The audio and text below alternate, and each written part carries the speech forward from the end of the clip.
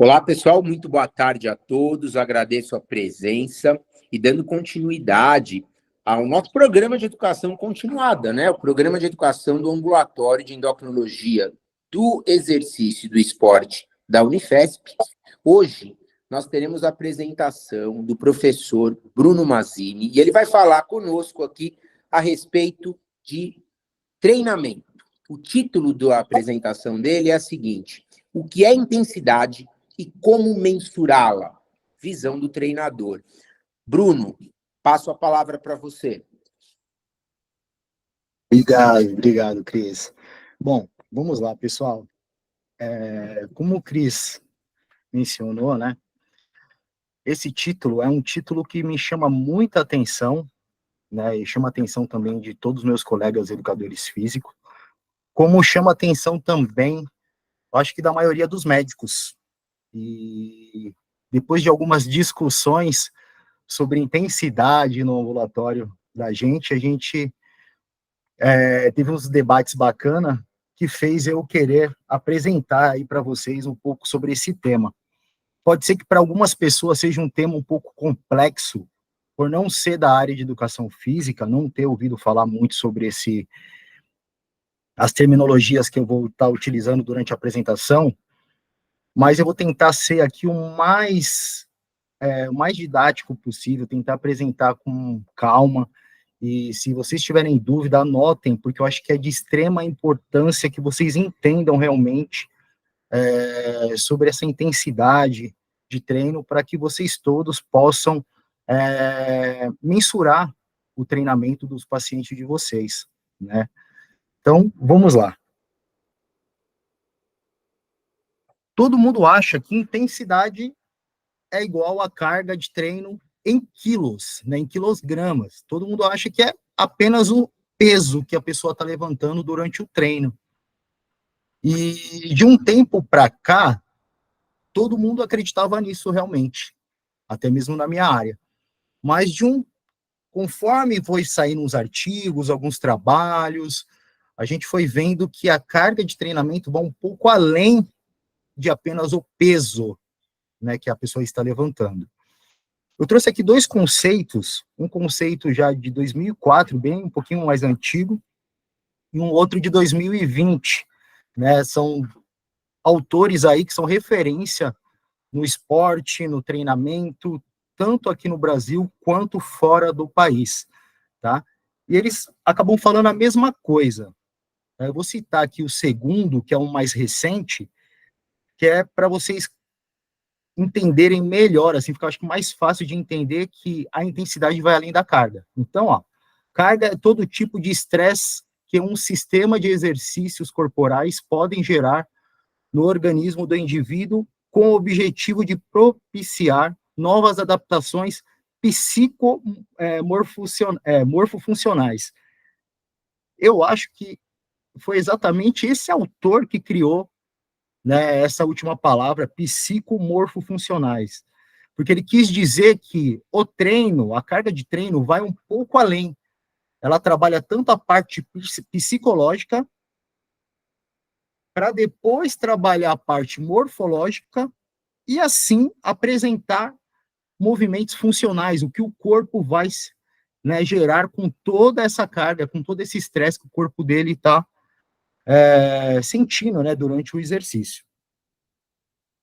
Pensando nisso, tem um outro conceito de carga interna e carga externa, que é desde 2001, desse autor também, que ele é referência no treinamento desportivo, né, o que é o Platonov, e ele tem um livro que é praticamente, para vocês da medicina, o Guyton, é considerado um livro bom para a gente.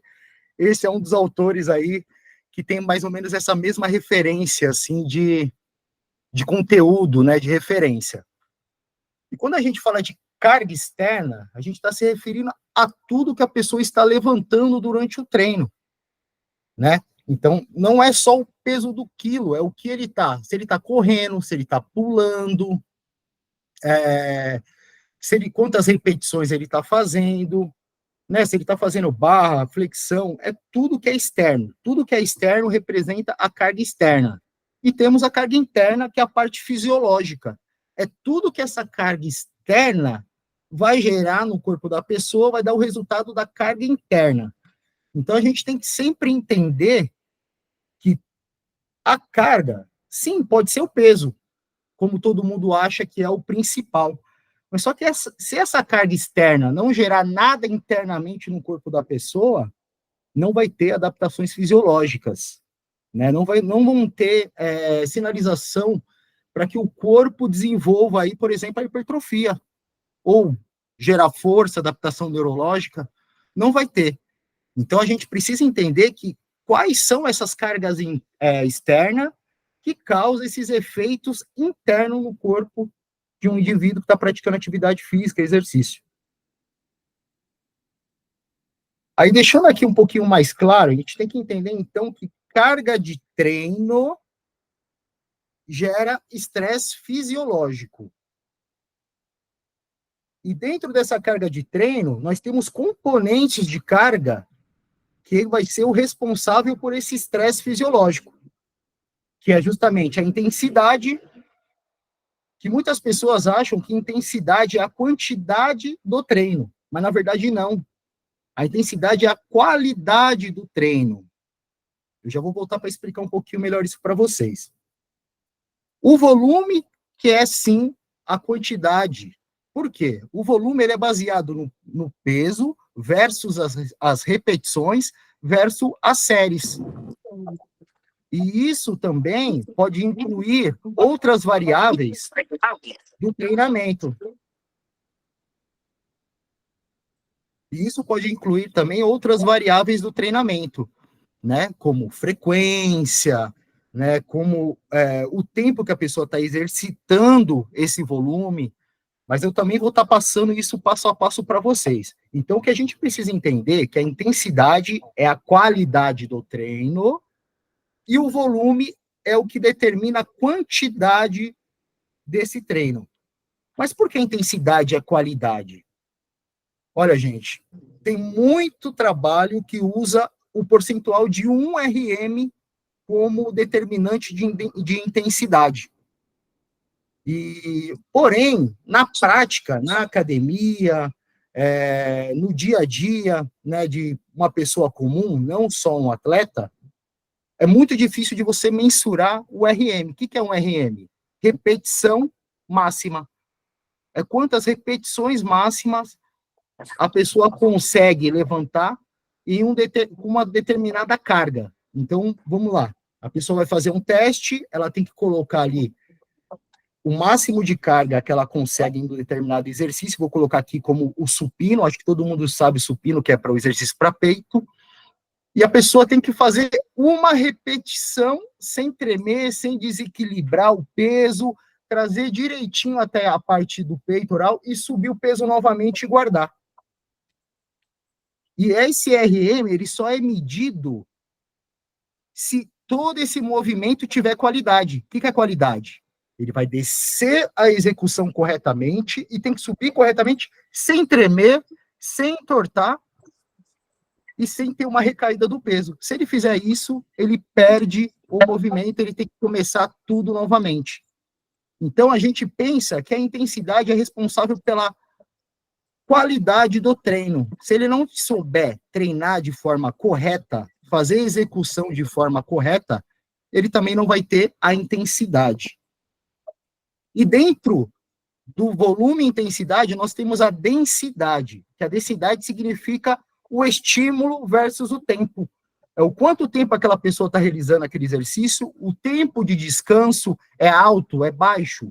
Quanto menor o tempo de descanso, maior pode ser a densidade do treino daquela pessoa. E deixa o treino mais intenso também, tá? Mas vamos lá. Como eu falei, existem as variáveis do treinamento. E aqui nós temos o volume de treinamento e suas variáveis. Que eu coloquei aqui também a intensidade como qualidade. Porque vocês vão ver que eles andam sempre juntos.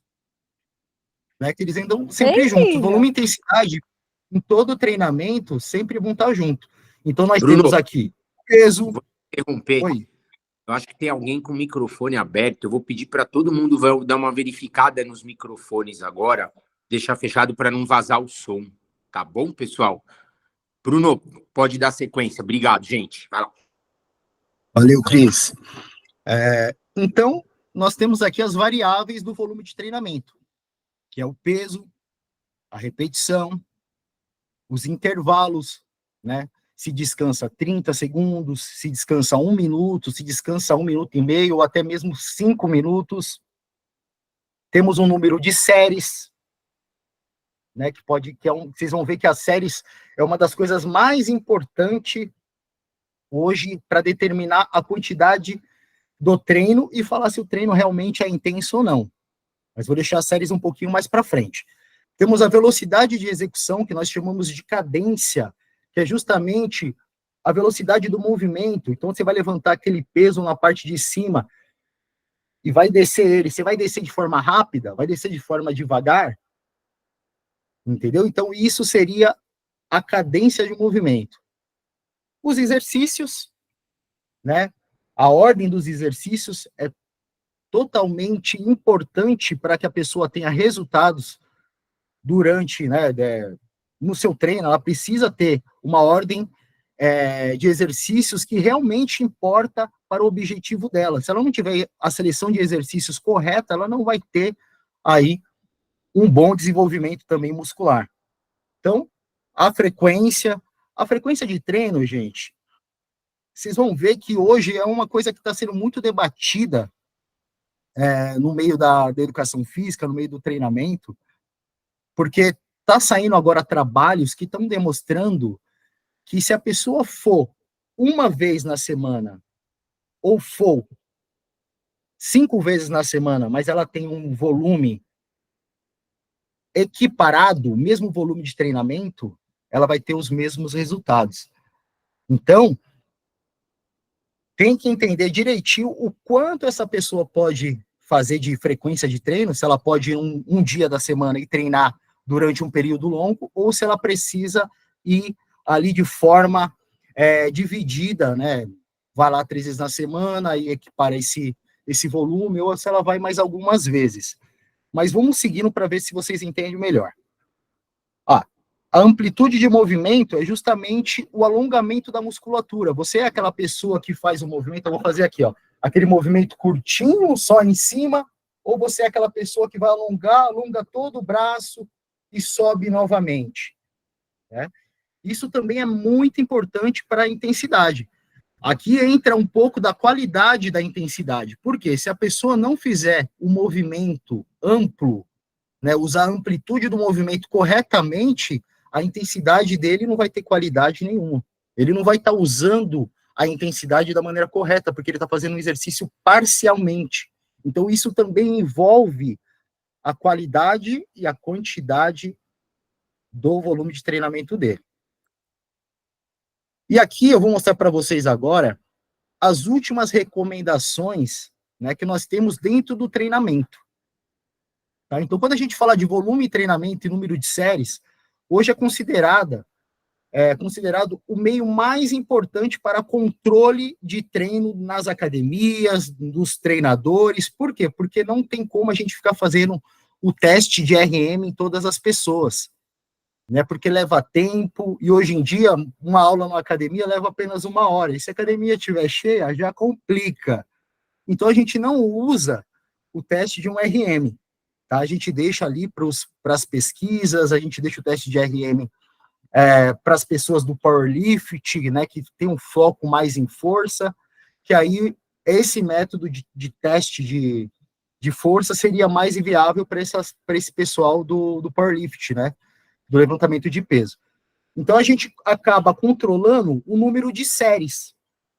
E esse consenso da gente, essa recomendação, mostra que de 1 a 5 séries por agrupamento muscular, tá, pessoal? O que significa isso? De 1 a 5 séries só para trabalhar, por exemplo, o bíceps, ou a perna, né, o quadríceps, ou o peitoral, de 1 a 5 séries para cada agrupamento muscular. São considerados baixos. E não temos tantas respostas fisiológicas como força e hipertrofia dentro desse número de séries, tá? Já o moderado, de 5 a 10, é o que a gente vê mais de forma assim, constante nas academias. Normalmente, quando a gente vai perguntar para alguém o quanto de séries ela faz numa academia, normalmente eles falam assim, fiz 3 a 4 exercícios com 3 séries. Então, fica entre ali mais ou menos 5 a 10 séries, que a gente considera ali moderados. E altos volumes de séries, que é considerado entre 10 a 20 séries, que ali já é considerado um pouquinho mais alto, tá? E extremamente altos, que a gente já chama aí de séries para atleta, para pessoas que querem realmente o máximo de hipertrofia, já são acima de 20 séries por grupo muscular. E isso ainda pode ter uma progressão de 20%, tá? Nós temos um trabalho que mostra que atletas treinados, eles conseguem e podem realizar até 45 séries por agrupamento muscular. Isso se referindo aos membros inferiores. Então, eles podem treinar perna até 45 séries de agrupamento de séries desse grupo muscular, no caso, o quadríceps que eu estou te falando. Gente, 45 séries, tem gente que não faz a semana inteira. Isso que é preciso entender. Uma pessoa normal hoje na academia, ela não consegue fazer 5 a 10 séries. Imagine acima de 20. Então, é uma coisa que a gente tem que começar a pensar. Por que eu estou falando isso para vocês, gente? Porque normalmente os pacientes que aparecem, eles vão chegar e vão falar, eu faço treino 3 vezes na semana, eu ando 1 hora por dia, 3 vezes na semana, tá. Mas o que eles fazem dentro desse tempo? Eles fazem 5 séries só durante esse período de 1 hora, com intervalos longos? Eles fazem de 5 a 10, ou de 10 a 20, ou eles fazem acima de 20 séries? Então, tem que começar a pensar, e vocês até anotarem. Eu acho até interessante perguntar isso para os pacientes, porque se eles sabem realmente treinar, ou entendem o que eles estão fazendo, eles vão falar pelo menos a quantidade de séries. E vocês vão entender o que significa baixo no treinamento, o que é moderado, e o que é alto e extremamente alto. Tá? Aí, passando aqui para o lado, dentro desses níveis de série, a gente tem que entender que tem as intensidades e os números de repetição. Então, a gente fala que quanto mais cargas, menos repetições a gente consegue fazer. E quanto mais carga, é isso mesmo. E quanto menos carga, mais repetições. Então, vamos lá. Se o cara vai treinar força, normalmente a gente usa de 1 a 10 repetições, com mais ou menos acima de 70% de um RM, que é o tanto de força que ele consegue fazer numa repetição. Já para a hipertrofia, a gente consegue ali fazer ali uma carga mais moderada de 50% a 70%, podendo fazer também de 10 repetições até 20 repetições, tá? Ou se for fazer uma carga um pouco mais baixa, abaixo de 50%, pode fazer até mais repetições. Mas só que entenda uma coisa só, pessoal. Se uma pessoa na academia for fazer 20 repetições em todas as séries, quanto tempo ela vai demorar para terminar esse treino? Vai demorar muito tempo. Então, o que a gente aconselha? A gente aconselha que a pessoa fique ali entre 10, 20 repetições no máximo, com uma carga ali mais ou menos de 50% a 70%, que ela vai conseguir também otimizar o tempo dela dentro dessa realização dessas repetições, certo? E quando a gente fala em falha muscular, para a hipertrofia não é tão importante assim. Agora, pensando em treinamento de força, pode ser que seja importante, porque eles têm que fazer a repetição máxima, como eu mencionei agora há pouco. Então, eles precisam sim treinar até a falha. Porém, atletas como bodybuilders, treinamento até a falha pode sim gerar melhores resultados. Por quê? Porque eles treinam tão intensamente, tão pesado, que chega uma hora que aquele número de repetições e aquela carga já não é mais suficiente. Então, eles têm que forçar ao máximo, fazer repetições a mais do que o programado, para que o corpo dele comece a responder esse tipo de treinamento. Certo? Seleção dos exercícios. Ó, aqui está indicando exercícios multiarticulares e básicos, feitos com peso livre. Por que peso livre? Porque peso livre tem maior transferências para as atividades da vida diária. Então, o que as pessoas fazem? Caminhando, correr, pular, saltar, ir no mercado ali, voltar. Então, os pesos livres têm mais transferência, né, para movimentos funcionais do corpo. Então, por isso que aqui indica esses movimentos. Porém, na academia, na prática, normalmente é utilizado as polias, máquinas de diferentes tipos. Por quê? Porque traz mais segurança para os praticantes. Os praticantes têm mais segurança em pegar maiores cargas nesses equipamentos. E hoje está começando a sair trabalhos também mostrando que já não é só peso livre que faz transferência para as atividades da vida diária, e sim as máquinas também.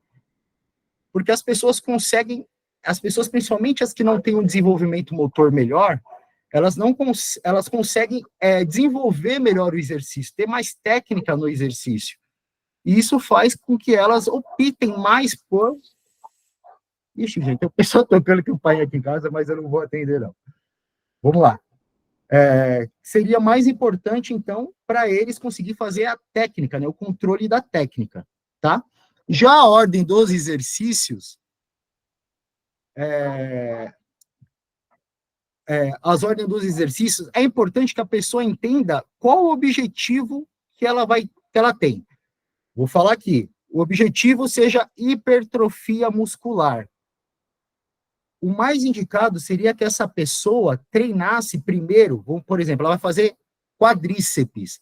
Ela vai lá e faz os exercícios que é focado nesse grupo muscular. Porque se ela faz ali um exercício para quadríceps, aí depois vai lá, faz um para braço, aí depois faz abdômen, ela vai estar descansando muito. Então, quando ela volta para fazer o quadríceps de novo, aquela musculatura já deu aquela esfriada. Então, o mais recomendado, por exemplo, para hipertrofia, seria que a pessoa fizesse os exercícios na sequência, para depois trabalharem outros grupos musculares. Mas tem um detalhe muito importante agora de novo trabalho, que é justamente quem assistiu a aula do Marcos semana passada, o Marcos falou um pouco sobre o full body, que é a divisão, né, dos exercícios entre os dias, né? Então, acaba tendo resultados positivos também. Tá? E outra coisa legal da ordem de exercícios é assim, gente. Se a pessoa tem um problema de desenvolvimento de ombro, por exemplo, ela vai treinar ombro, né, e não consegue desenvolver esse grupo muscular, ele precisa começar por esse exercício que trabalha esses agrupamentos que tem deficiência. Então, se a pessoa vai lá, ela precisa desenvolver ombro e coloca ela para começar fazendo perna, quando ela for fazer ombro, ela já está cansada, ela não tem mais força para levantar o peso, né, com aquela qualidade, com aquela eficiência de carga, para fazer o exercício de ombro. Ela vai fazer o exercício já cansada, se deixar o exercício para o final do treino. E isso não vai ajudar ela a desenvolver esse agrupamento que ela tem deficiência, que ela não consegue desenvolver. Então, ela precisa seguir uma ordem correta do treino, dependendo do objetivo dela. Intervalo de recuperação. Para força, o mais indicado seria de 3 a 5 minutos. Por quê? Porque ele vai fazer pouca repetição e vai usar muita carga. Isso vai gerar um estresse tão alto que ele vai precisar de um tempo maior para depois voltar para a próxima série e conseguir pegar aquele mesmo tanto de carga. Então, por isso que tem que ser de 3 a 5 minutos. Já para hipertrofia, tem mostrado que intervalos curtos ou intervalos longos são eficientes, que você pode variar de 30 até 120 segundos. Porém, o mais ideal seria de 60 a 90 segundos, que seria ali entre 1 minuto e meio no máximo, que é o que os trabalhos vêm mostrando também, né, que dá a melhor recuperação para a próxima série. Já a frequência de treino, voltando aqui agora para aquela parte da frequência de treino. Quem assistiu a aula semana passada viu que o Marcos falou sobre os protocolos do full body, né? Aquele protocolo que você pega aquele grupo muscular, vai fazer 10 séries, em vez de fazer 10 séries num dia só, você faz o fracionamento ali, dividindo durante a semana. E essa divisão ela pode ser feita de 1 até 6 vezes na semana, desde que o volume de treino seja equiparado. Então, por exemplo, se a pessoa vai fazer ali 12 séries para aquele grupo muscular, ele divide ali em 4 dias, 3 séries ali, 3 séries ali por dia, 3 vezes 4, 12. Então, ele vai fazer ali aqueles 4 dias ali, né, de treino com 3 séries. Então, isso que vai acontecer, vai fazer que ele tenha o mesmo volume de treino nesses 4 dias, ou ele pode fazer em um único dia as 12 séries. Tá? E isso é o que os trabalhos estão mostrando agora recentemente. E isso, pessoal, é importante porque, assim, dependendo do seu objetivo dentro de uma academia, né, dentro de uma sala de musculação, o seu treinador, a pessoa que vai prescrever o treino para você, tem que ver o que é melhor para você. Se você vai fazer, por exemplo, 3 vezes na semana, se você vai fazer ali todos os dias de treino, ou se você não tem muito tempo para treinar, então você vai ter que fazer um volume menor, então vai ter que fracionar, vai ser melhor para você. Então tem diversas formas da gente programar o treino, e não somente A e B, ou A, B, C. Não, pode fazer A, B, C, D, E, desde que o volume do treino total seja equiparado. A duração das repetições, como eu falei lá, a cadência, eu já expliquei até um pouquinho para vocês, né? E o que a gente passa para os alunos, que a melhor cadência é a autossugerida, aquela que a gente fala assim para ele, ó, você vai subir o movimento em 2 segundos e vai descer em mais 2 segundos. Então, ele faz aquela força para subir o peso em 2 segundos, e na hora de descer o peso, ele vai descer também em 2 segundos.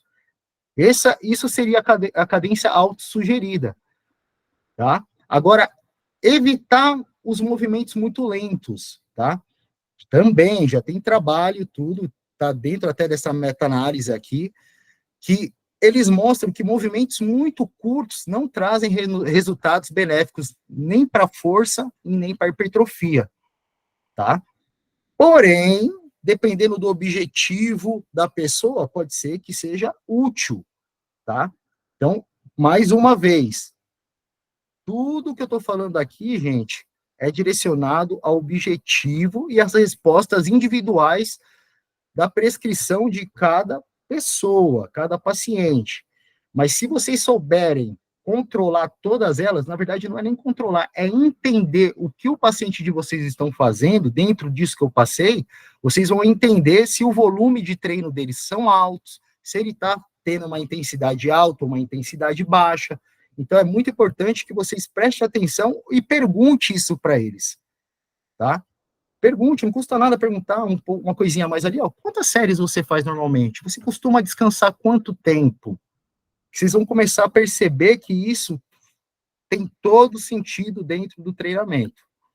Aqui eu fiz um resuminho, né, um esqueminha aqui, resumindo, né, e deixei aqui, ó, moderado volume, né, de 10 a 20 séries, né? Aqui eu coloquei um pouquinho diferente, porque aqui eu coloquei baseando já no treinamento já para, vamos dizer assim, gente, para pessoas que já treinam musculação, né? Ali eu já não passei muito, né, na nossa prática. Eu, por exemplo, vou dar aula para uma pessoa, se a pessoa é iniciante, eu passo para ela ali até 10 séries. Se ela já fala para mim, eu treino de forma moderada, eu já passo de 10 a 20 séries para essa pessoa. Já uma pessoa que quer ali, quero competir, o que eu faço? Então, já começa a pensar num volume acima de 20 séries para essa pessoa, tá? Mas, na hora de controlar, né, eu né, na parte profissional, já pensando em atleta, além das séries, eu também controlo o número de repetições, a carga utilizada, para ver se ele está tendo uma progressão de carga, porque é importante que ao longo do tempo ele vai aumentando também a carga utilizada, tá? E uma coisa bem interessante, gente, é que assim, se vem uma pessoa para mim hoje e fala assim, Bruno, monta um treino para mim,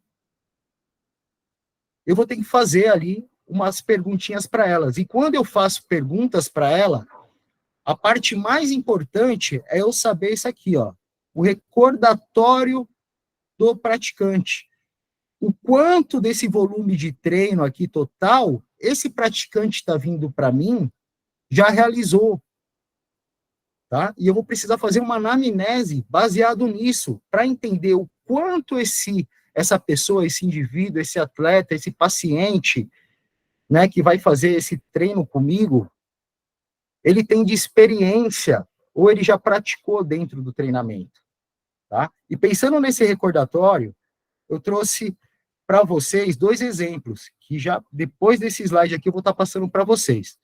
Ó, esse slide aqui, gente, ele fala justamente sobre as formas que a gente tem de controlar o treino, né, a intensidade do treino na academia, além do volume de treino, pensando já na carga, tá? Então, como a gente fala na carga, como eu disse, um RM a gente deixa para atletas de força e de potência. Já na academia, a gente costuma falar assim para a pessoa que está iniciando o treinamento. Ó, eu vou colocar um peso aqui, vê se você consegue executar 10 repetições máximas. Aí a pessoa vai lá e faz o exercício. Se a gente vê que aquela pessoa chegou naquela repetição de 10 RMs com facilidade, a gente fala, ih, o peso não tá bom, a gente tem que aumentar o peso. Mas se a pessoa chega ali naquele 10 RM, já no 8, 9 repetições, já não tá mais aguentando levantar aquele peso, então a gente considera que aquele peso é o peso ideal para que ela realize aquele exercício, tá? E vindo aqui para a zona de alvo de repetições, é mais ou menos a mesma coisa desse teste de RM-alvo, tá? São 2 meios diferentes, mas eles acabam trabalhando a mesma coisa. A diferença da zona de alvo é que a gente coloca 2 margens de número de repetição. A gente coloca, por exemplo, entre 10 a 12 repetições. Eu acho que todo mundo aqui que faz treino com um personal trainer vai ver que a prescrição do treino dele é sempre assim, de 10 a 12, de 12 a 15, ou vai fazer de 8 a 10. Por quê? Porque ele trabalha esse alvo de RM. Ele vai falar assim para a pessoa, ó, você vai trabalhar dentro dessa margem de repetição. A carga que você colocar tem que estar dentro dessa quantidade de repetição. Se você chegar até o 10 e não conseguir fazer até o 12, a carga está boa. Mas se você fizer até o 12, dá para aumentar um pouquinho a carga. Então, é mais ou menos dessa forma que ocorre ali o controle de peso em quilo, que eu estou falando. É mais ou menos dessa forma. Já a percepção de esforço é muito utilizado também, mas eu, por exemplo, e também esse livro aqui, de um dos maiores autores do treinamento aqui do Brasil, ele menciona que é mais ideal para grupos especiais, como do nosso ambulatório, por exemplo. A pessoa tem que sentir aquela sensação de esforço e entender o quanto aquilo está sendo intenso para ela ou não. Até porque grupos especiais precisam fazer um monte de controle, como diabetes precisa, né, fazer a medição da insulina, o pessoal com pressão alta precisa medir. Então, a gente tem que ter essa pergunta de percepção, né, subjetiva de esforço o tempo todo. E tem aquela escalinha, né, na verdade, escala de Borg vai até 20, né, de 0 a 20, mas tem já umas simplificada que vai até 10. Então, é muito legal também perguntar isso para o paciente. Qual a sua percepção de esforço dentro do seu treino? Você acha que é muito intenso ou não? Né? Vai de 0 a 10 aí, qual que você me dá? Então, eu acho bacana ter que perguntar isso. Agora sim, gente, ó, esse aqui é um caso clínico do nosso ambulatório, tá? Eu trouxe porque eu achei muito curioso. Essa menina aqui a gente atendeu ela semana passada, no ambulatório. Ela tem 34 anos, o nome dela é Jéssica. Ela foi procurar um ambulatório, né, porque ela quer fazer bariátrica, mas só que ela nunca tentou fazer atividade física, ela nunca tentou fazer uma dieta, ela nunca tentou fazer um programa com acompanhamento, tudo certinho, para ver se ela conseguia emagrecer. Ela acha que ela precisava fazer bariátrica porque ela não consegue emagrecer. Na verdade, ela não tem indicação para bariátrica. E foi isso que a gente percebeu no ambulatório, que ela não tem indicação para bariátrica. Então, a gente vai oferecer para essa paciente um programa de treinamento, a gente vai oferecer para essa paciente um nutricionista, né, esse acompanhamento de um grupo multidisciplinar para ela conseguir chegar no resultado. Porém, quando eu fui fazer essa anamnese com ela, ela me deu umas informações aqui que eu fiquei um pouco preocupado, que eu acho que era o Cris que estava lá com a gente, eu acho que o Cris também nem sabe desse detalhe. Eu costumo mandar esse questionáriozinho para os meus alunos, gente. Sempre quando eles fazem uma consultoria comigo, alguma coisa, eu mando essas perguntinhas para eles me responder, para mim ter um recordatório de treino, né, do que eles já praticaram, do que eles estão praticando, para mim ter uma noção do que eles já sabem sobre treinamento. E aqui eu perguntei, né, treina quanto tempo sem intervalo? Aí aquela colocou que não treina no momento. Beleza. Aí, você se considera um praticante de musculação iniciante, intermediário ou avançado? Ela colocou iniciante. Beleza. Qual é o seu objetivo? Perda de peso e definição. Né? Qual os grupos musculares você acha que tem mais dificuldade de desenvolver? Ela colocou que não sabe. E nem os que ela não... os que ela tem e os que ela não tem, ela falou que ela não sabe.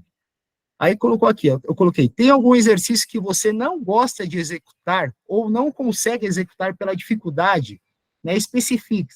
Aí ela colocou aqui, ó, exercícios que precisem de força nos ombros. Falei, forças nos ombros? Eu fiquei pensando, né? Deve ter alguma lesão, já veio na minha cabeça. Aí eu coloquei, costuma utilizar nos seus treinos exercícios funcionais, né, barra, flexão, burpee, que são exercícios que requerem um pouco mais, né, da parte funcional da pessoa. Ela colocou, barra não consigo fazer devido a bursite nos ombros e braços e flexão, bursite no ombro e no braço, flexão e burpee ela faz adaptado. Aí eu falei, então ela tem mesmo uma lesão no ombro. Aí a próxima pergunta é justamente essa, tem alguma lesão no ombro? Ela colocou, tornozelo direito, tendinopatose ligamentar, condomalácia nos joelhos direito e esquerdo, tendinite, bursite nos ombros, nos braços e nos punhos. Aí a próxima pergunta era, tem dor articular? No tornozelo. E alguma região, tornozelo. Quantas vezes na semana você vai treinar? De 4 a 5 vezes. Aí, beleza, uma coisa positiva. Quantas horas por dia você pode treinar? 1 hora, 1 hora e meia. Falei, ok. Você faz cardio? Sim. Aí você gosta de bicicleta, esteira e transporte, né, para fazer um cardiozinho? Sim, gosto. Gosta de correr? Correr não, mas caminhada sim. Então eu vou pegando aqui todos os detalhes dela. Porém, ela não me respondeu algumas perguntas. Ela colocou aqui, ó, não treino no momento, não treino no momento, não treino no momento. Eu falei, mas eu preciso saber disso. Aí eu fui lá e perguntei, mas quando você treinava, você fazia como os exercícios? Né? Aí ela me mandou um áudio, eu tive que colocar o áudio aqui para vocês escutarem, gente. Vamos lá. Será que vai? Ixi. Ai, não acredito, o áudio não tá pegando, gente. Estou colocando aqui, deixa eu ver se eu consigo fazer ele pegar aqui.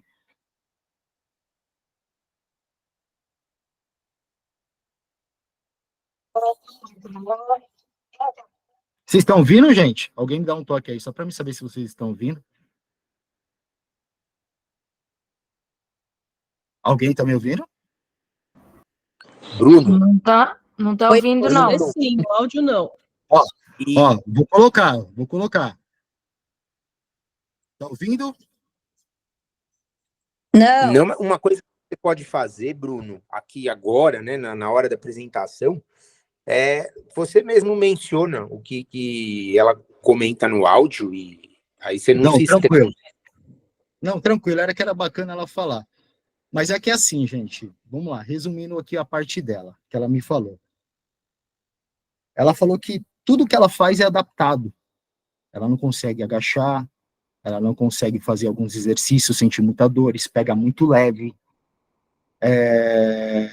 Tudo que ela faz para os membros superiores é com baixíssima intensidade, porque ela sente dor. Então, quando ela me falou isso, aí já me teve uma preocupação. Por quê? Porque eu já sei que no tratamento dela, né, no programa que a gente vai oferecer para ela, de treino, dieta e o acompanhamento médico para ela emagrecer, o treinamento já vai ser uma coisa bem fraca. Por quê? Porque ela vai ter que trabalhar uma recuperação, né? Ela vai fazer uma reabilitação, na verdade, ao treino dela. Ela não vai conseguir treinar pesado, ela não vai ter os benefícios totais do treino, vamos dizer assim. Ela vai ter uma resposta do treino, mas pouco. A gente sabe que o treinamento, já pensando em emagrecimento, já não é o fator mais determinante. Imagine treinando como uma reabilitação. É pior ainda. E isso a gente não sabia lá no ambulatório. Né? Ficou de eu falar com ela. Aí vem a importância de uma pessoa estar ali com ela, né, acompanhando um profissional de educação física, estar acompanhando ali na equipe, ter uma parceria com o médico para estar identificando esses detalhes que ela não vai conseguir fazer o treino. Então, para ela, o treino, pelo jeito que ela falou, a gente jamais imaginava que ela ia ter essa situação.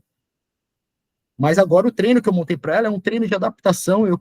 O que eu combinei com ela? Eu passei um treino simples para ela, baixíssimo, treino A e B, entre 1 até 10 séries por agrupamento muscular semanais, e deixei em aberto, faz esse teste, se o exercício não, se doer o seu ombro, ou doer alguma coisa, me avisa, para a gente trocar esse exercício. Então, o trabalho é um trabalho de formiguinha. Então, é uma coisa que me preocupa um pouco. Por quê? Porque agora, dentro desse planejamento que a gente tinha para ela vai ter que trabalhar muito mais a dieta, né, para ter a perda das calorias, para emagrecer, e pouca ajuda do exercício, até que ela se recupere e consiga pegar mais pesado. Então, uma coisa que eu acho que tem que se preocupar muito, e ela é interessante que o médico tem algumas perguntinhas parecidas com essas, para entender um pouco mais, até mesmo para passar para o profissional também, que vai atendê-la da educação física, ou se você tem alguém que você confie, para estar entendendo e conversando contigo, para estar passando aí o melhor treino específico para ela, e para poder controlar e cuidar dela, porque ela vai precisar de um acompanhamento. Como isso que eu estou passando para ela é online, então fica um pouco difícil. Aí aqui eu trouxe um aluno meu que já está comigo faz um tempo, né, que ele não apresenta, gente, eu vou falar aqui um pouco mais rápido para não segurar tanto tempo, que ele não apresenta tanta lesão como aquela mocinha. Ele só mostrou aqui, ó, quer ver quantas horas, dor articular, aí, no ombro esquerdo. Então ele tem uma dor leve no ombro esquerdo. Aí eu conversando com ele depois, ele falou assim, não, eu falei dor leve, mas eu consigo treinar normalmente. Aí eu peguei e passei um treino para ele passei um treino já mais ou menos assim, baseado em 10 séries. Aí passou 2 meses, eu troquei o treino para ele já pegou, já falou para mim, Bruno, o treino está muito fraco. O paciente falou para mim, o meu aluno, falou, o treino está muito fraco. Eu fui lá, passei 1 até 20 séries para ele por agrupamentos musculares. E aí ele começou a treinar, no próximo mês eu já tive que aumentar mais. Por quê? Porque ele falou que não estava tendo tanto resultado. Mas ele é um cara saudável. Mas você entende como foi a progressão de carga dele, diferente da menina? Eu fui progredindo todos os meses, e é capaz que eu tenha que deixar o treino mais intenso, usar mais método, para que ele tenha resultados. E olha, ele só treina 2 anos. É pouco tempo. Né? Ele já se considera intermediário. Então, pessoas e pessoas. Mas também, para pensar em intensidade, em volume de treino, também a gente tem que ter ali muita atenção no recordatório, no que a pessoa está disponível e o que ela tem para fazer dentro do treino. Aí, quando a gente fala em cultura do exercício corporal, aí vem uma coisa na minha cabeça que é diferente da medicina. A medicina costuma falar que o exercício esporádico seria atividade física, né, que ele faz ali aquela caminhadinha de 150 minutos, tal, né? Beleza, que é o recomendado ali pelo colégio americano. Mas no dia a dia, na academia, a gente vê que isso daí já é considerado atividade esporádica. Eles nem levam isso a sério como uma atividade que gera resultado. Quando a gente pensa na academia, no fitness, esses 150 minutos é aquilo, melhor que nada e pronto. Não determina para a gente que vai ter um grande resultado. É igual uma pessoa chegar para mim hoje e falar assim, Bruno, eu quero emagrecer e ganhar massa muscular magra. Vai treinar quantas vezes por semana? 3 vezes por semana. Eu já sei que essa pessoa não vai ter um resultado nem a curto prazo e talvez nem a longo prazo, se eu não passar um treino para ele muito pesado para ele fazer esses 3 dias. Porém, aí entra toda aquela história. Quanto tempo ele tem? Será que ele vai fazer? Então, para a educação física, para o dia a dia, para as pessoas que cuidam de pessoas que têm treinamento mais sistematizado, o esporádico não faz e não dá resultado nenhum, a não ser para pessoas com grupos especiais, aquela que só quer saúde, aquela que só quer um exercício básico, mas talvez esse exercício também não traz aí adaptações fisiológicas do exercício, como eu mencionei lá em cima. Será que esse exercício esporádico de 150 minutos está dando efeito fisiológico o suficiente para melhorar as adaptações fisiológicas dessa pessoa? Porque resultados físicos externos a gente não vê na academia. Era isso que eu queria deixar bem claro para vocês. Tanto que a gente considera, se alguém vai competir, por exemplo, a gente fala que esporádico sem chance, não adianta que a pessoa não vai conseguir. E pensando nisso, gente, aí tem a sobrecarga progressiva e adaptação, que é, se você tem sobrecarga positiva, aquela sobrecarga diferente do que você está acostumado a fazer sempre, que é mais ou menos ali, ó, o rapazinho que pega um bezerro, depois ele vai ficando mais forte, pega um boi, e depois o boi vira um touro e ele continua ficando forte junto. É mais ou menos isso. A sobrecarga progressiva, ela precisa ser constante. E como eu vou fazer com a menina Jéssica, ela não vai ter uma sobrecarga progressiva nesse nível, mas ela vai ter um acompanhamento onde eu vou ajustando o treino para ela de uma forma progressiva, sim, porque conforme ela vai melhorando, eu vou aumentando ali a carga de treinamento dela, eu vou aumentando o volume de treinamento dela. Mas para isso também vai levar tempo. Por quê? Porque quando a gente joga uma carga e a pessoa faz essa carga desconhecida, automaticamente ela vai precisar de mais recuperação. Se ela vai precisar de mais recuperação, né, ela vai precisar de um controle de treino um pouco melhor. Para quê? Para que ela consiga num dia treinar aquela musculatura, gerar um estresse mais forte, e no outro dia ela não fazer nada comparado com aquele grupo muscular, ela trabalhar outro agrupamento muscular. Para quê? Para que ela consiga recuperar aquela que ela treinou no dia anterior. Então, aí vem também o quê? A ordem de treino, como o treino dela é dividido. Então, tudo isso conta dentro de um programa de treinamento. Tá? Então, vai sempre ter altos e baixos, mas sempre pensando em estímulo, recuperação, ganhos. Estímulo, recuperação e ganhos. Agora, um detalhe muito importante, né, que um autor, o autor Carmelo Bosco, né, escreveu no seu livro, que hoje também a gente considera isso muito importante na hora de prescrever um treino para uma pessoa, que são os tipos de carga dentro do treinamento. A gente acredita que existe a carga ideal e a carga que não funciona. Então, a gente acha que tem aquela carga excessiva, que é aquela carga que vai causar um estresse muito alto no corpo daquele atleta, ou daquela pessoa que está fazendo o treino. É aquela carga excessiva que talvez a musculatura não aguente e cause uma lesão, ou ela fica ali com overtraining depois do treinamento. Então, uma carga excessiva ela tem que ser passada com cautela, né? Passada com aquele controle, com um profissional acompanhando para que aquela pessoa não se machuque realmente. Tá? Então, essa seria a carga excessiva.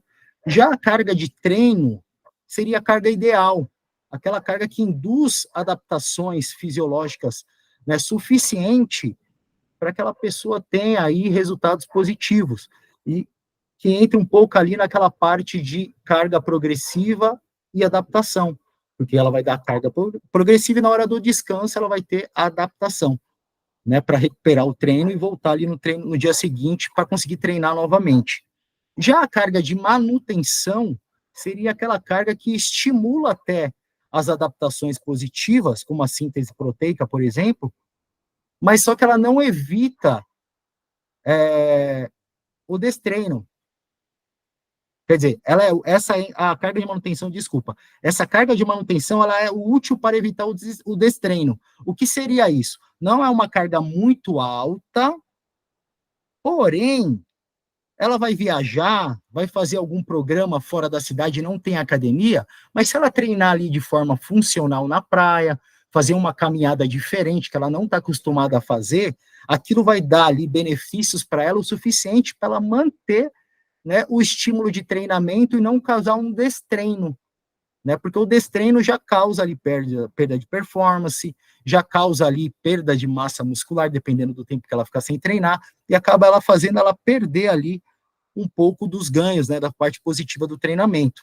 Já a carga de restabelecimento é uma carga insuficiente, né, para evitar o destreino, né, mas é uma carga favorável para a recuperação. Por exemplo, uma pessoa que está vindo de um overtraining e não quer ficar sem treinar, talvez uma carga bem levinha, né, a gente costuma falar que é fisioterapia, né, que a gente vai fazer uma fisioterapia, é uma carga pelo menos ótima para a pessoa recuperar de um treino, e é a mais usada na reabilitação, por isso que a gente fala que é aquele treino de fisioterapia.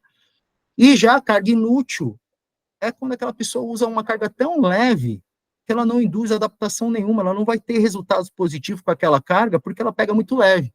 E é uma das coisas que eu mais vejo, a maioria das pessoas, ela não pegam carga o suficiente. Você está lá na academia, você olha para o lado, a pessoa está conversando e fazendo exercício, essa pessoa não está pegando pesado, aquela carga para ela está muito leve. Entendeu? Então, é só um exemplo aí para que vocês entendam um pouco mais sobre os tipos de carga e as adaptações que ela oferece. Então, pensando em tudo isso, a gente precisa entender que a carga é um agente estressor, que ela pode causar adaptação ou não no organismo, né, da pessoa, do desportista. E tudo depende, né, do que a pessoa está fazendo, né, qual o exercício, quanto de exercício, como é o exercício, aonde ela está realizando esse exercício, né, se vai fazer essa manutenção ou não no corpo da pessoa. E além da carga de treinamento, nós devemos considerar também um outro tipo de carga, que é a carga que a gente tem no nosso dia a dia, que é a carga da nossa família. Será que você está bem hoje para treinar? Será que você não brigou com a sua família? Como que está no seu trabalho? Você está muito estressado no seu trabalho? Será que você vai conseguir treinar com a mesma intensidade de treino que você treina todos os dias? Estudo. Você está estudando muito e não está com cabeça para treinar direito, então aquilo ali é uma época de prova e você não consegue focar no seu treino, então isso acaba causando uma diminuição da intensidade e acaba dando um estresse, mas é um estresse fisiológico diferente, porque você está com a cabeça pensando em outras coisas. Ou como você está com o seu relacionamento, com a sua esposa, com o seu marido, né, com o seu namorado, namorada, vocês brigaram. Muitas pessoas não conseguem treinar depois que tem uma relação ali onde teve uma discussão, uma coisa ruim. Então, esses são detalhes que influenciam também na carga de treinamento desses indivíduos. E é preciso perguntar, é preciso procurar saber sobre isso também. Claro que isso é uma intimidade, muitos não vão falar, né? No nosso ambulatório até o Mauro entra, né, quando ele percebe que tem um detalhe ou outro como esse, ele entra ali na parte para fazer a parte psicológica. Mas nós da educação física, a gente é até conhecido como psicólogo, né? Às vezes, porque a gente acaba sabendo de toda a vida da pessoa. Em todos os treinos, cada hora vem uma história diferente, baseado nessas quatro referências que eu trouxe aqui para vocês. E a gente tem que saber lidar, né, na hora do treino, a hora que a gente tem que aumentar a carga, diminuir, porque às vezes aquela pessoa não vai fazer. Até mesmo a mulher, na hora que ela entra naquela parte, né, da menstruação e tal, então fica meio complicada, né, a parte do treinamento, a gente tem que diminuir a carga de treino dela. Então, vai ser uma semana que precisa ser reprogramada ali dentro da periodização. E, por último, os principais fatores que hoje, né, geram fracasso no programa de treinamento nas academias. E isso é fato, eu acho que todo mundo aqui faz um pouquinho de cada um desses detalhes, né? Que ou a pessoa copia um treino de atleta que treina pesado e vai lá tentar fazer igual e não consegue, e fica frustrado, ou fica copiando o treino de blogueiro. Falta de técnica, a pessoa quer pegar muito peso, mas não sabe nem fazer a execução de forma correta. Carga de treino incorreta, foi aqueles tipos de carga que eu falei para você, entra também como um fator dentro da academia hoje, que as pessoas não têm resultado. Tempo de descanso inadequado, as pessoas às vezes ficam lá viajando, pensando nos problemas da vida, e quando vai ver já passou 5, 10, 15 minutos que ela está sentada naquele aparelho, atrapalhando os outros de treinar, e o treino dela também não está rendendo. Falta de concentração na hora de realizar o exercício, a pessoa está lá pegando o peso e pensando, poxa, amanhã eu tenho que fazer isso, amanhã eu tenho que fazer aquilo, e distraído, e não foca na musculatura, tá? Hoje tem trabalho mostrando ali que o desenvolvimento muscular depende, sim, da concentração da pessoa no músculo, ela tem que pensar no músculo, ela tem que fazer com que o músculo contrai, tá? Maior parte do tempo mexendo no celular, isso daí é só olhar para o lado quando vocês estiverem treinando, que vocês vão ver o tempo todo. Resultado através de fórmulas mágicas, né, que a gente conhece, é o que a gente luta aqui contra, esteroide anabolizante, um monte de coisa. E, por último, prefere gastar o seu dinheiro com besteira, fazer um monte de coisa, mas não tem coragem de contratar um profissional para prescrever o treino e acompanhá-la. Isso eu não estou falando de forma presencial, não, gente, de forma online, dá para fazer isso também. Como eu estou fazendo com a Jéssica, por exemplo, eu não vou conseguir estar lá com ela, mas eu vou estar acompanhando ela, tentando dar o maior suporte possível, tá?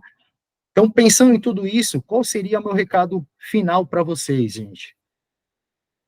Se vocês não trabalham diretamente com um profissional de educação física que está ali com vocês, lado a lado, para ajudar na prescrição e reconhecimento do treino dos seus pacientes, não subestimem e nem hiperestimam o treino deles. Tenta investigar mais, pois às vezes pode estar passando medicamentos a mais, está tratando ali o paciente de uma forma ali superestimada, e na verdade ele está precisando só melhorar o treino, melhorar ali os hábitos do dia a dia dele, que ainda está errado, ele não está fazendo o que tem que ser feito, por isso que não está melhorando. Então tem que pensar nisso. É difícil controlar? É complexo? Pessoal. Mas se vocês não entenderem o treinamento, vocês precisam estar pelo menos com um profissional perto para estar ajudando vocês, que vai otimizar aí o tratamento de todos eles. Tá ok? Muito obrigado.